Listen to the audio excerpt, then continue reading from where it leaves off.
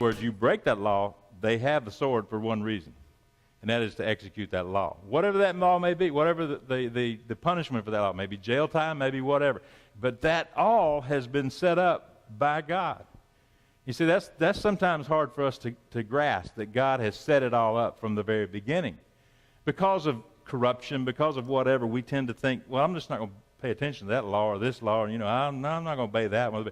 Go out there on the interstate and speed and see what happens. Amen? And then tell that trooper, but I'm a Christian. I don't really have to, and watch him write that ticket.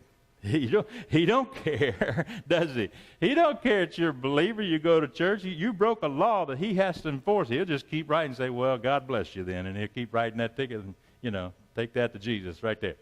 And he'll write it out because he has an obligation to uphold the what? The law, right? You're not exempt from it, Christian, absolutely. And he's trying to get us to understand that the church in this day and time, Christianity, is not exempt from the law either. Now notice something, as I was reading this and as I was reading Acts, in this day and time, the church yet has not been persecuted. It is getting persecuted, but all the persecution is coming from who? Rome? No. It's coming from the church, the synagogue, the Jews, the Judaizers. All through the book of Acts, we're studying that on Wednesday night. You can see that there's no Roman persecution yet. As a matter of fact, Paul stands up and claims his Romanity, if that's a word.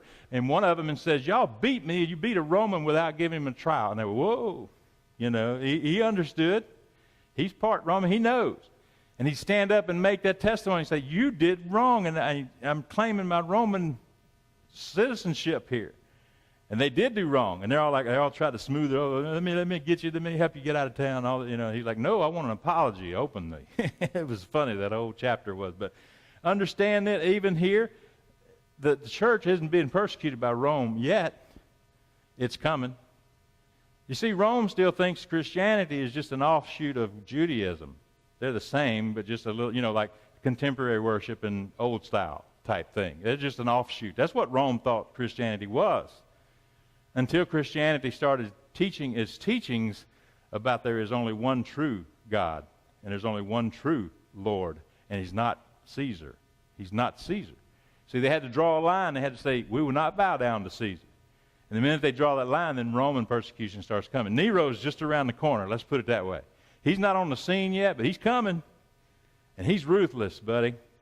And there's going to be a lot of Christians killed by that man, because he is ruthlessly wanting to eliminate all of it, Judaism and Christianity. And you'll see what happens when Nero comes along later, and all the Christians that were killed.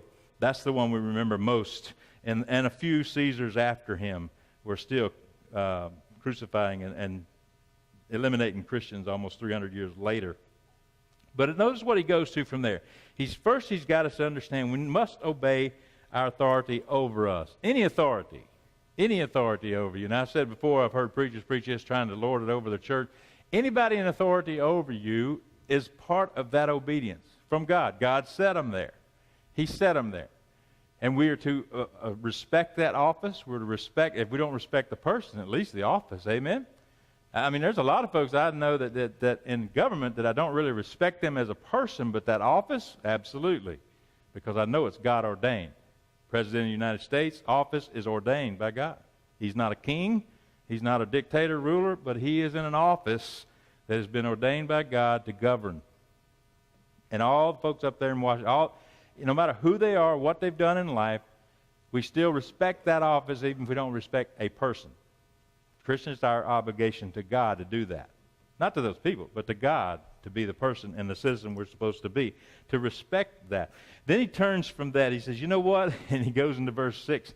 It's almost like he just takes off in a totally different direction. He says, that's why you pay taxes. And we don't much care about talking about this much, but it needs to be addressed. For the authorities are God's servants, no matter who they are, who give their full time to governing. Give everyone what you owe him. You owe him taxes, pay taxes. If revenue, then revenue. If respect, then respect. And if honor, then honor. Paul's trying to cover all bases here. Because like I said, those people in his day and time didn't want to pay Rome that tax. Let me show you a little bit about what they were paying. We may think, well, didn't have much to pay. Revenue, taxes in the Roman Empire in that day and time. Number one, there was an income tax. We understand that. You got to pay a certain percent. Back then, it was only like 1% of an income for a person to pay. The Roman tax. Now, we're just in Rome, okay? It was a 1% income tax that the Jews had to pay. There was a ground tax. Anything you grew in the ground, you paid 1/10 of it to the government of what you grew in the ground. There was also a poll tax. Everybody between the ages of 14 and 65, just for being alive, you paid a tax. I know, isn't it? Starting to add up, isn't it? Starting to add up pretty good here. There's another percentage going on. I think that was like about a day's wage or denarii for just being alive. Rome would tax you for just being around. They were also paying local taxes, import, export. There were custom duties. There was markets and harbors. There was transferring of animals. There was driving carts and wagons. That's all. They taxed everything. That's why the Jews didn't like it, because they're being overtaxed. Every time you hook your donkey to a cart and pull him, you got to pay a tax for it. Every time you do something, you're paying a tax. But get this. There's a nation within a nation called the Jewish nation. You're paying a Roman tax, and they're paying a Jewish tax to keep their government, their people going. What's their government? The synagogue, bottom line. They paid a temple tax. They had to tithe above that. They had to give this above that, and et cetera, everything to support the Jewish nation. Because I can imagine that temple had a lot of maintenance work had to be done on it.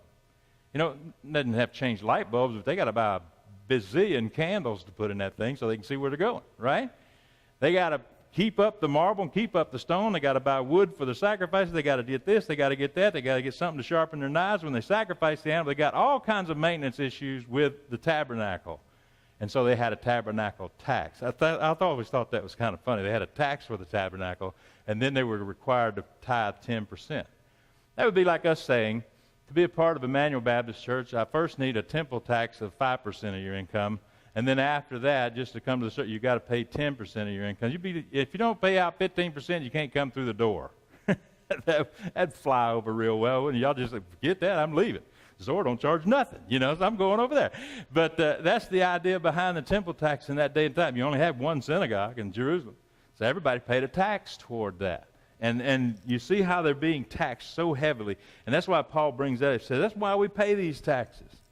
Because inside the Roman Empire, inside of what was going on there, the Jewish nation was also receiving the benefits of what Rome was doing to better the land, to irrigate the land, to bring in fresh water. You can see the Roman aqueducts over there all over the place. The Romans had it all together in their engineering, and those taxes went to that, to pay those that were governing, fixing the streets, doing all this kind of stuff. It sounds like America, doesn't it? Same thing we do in America.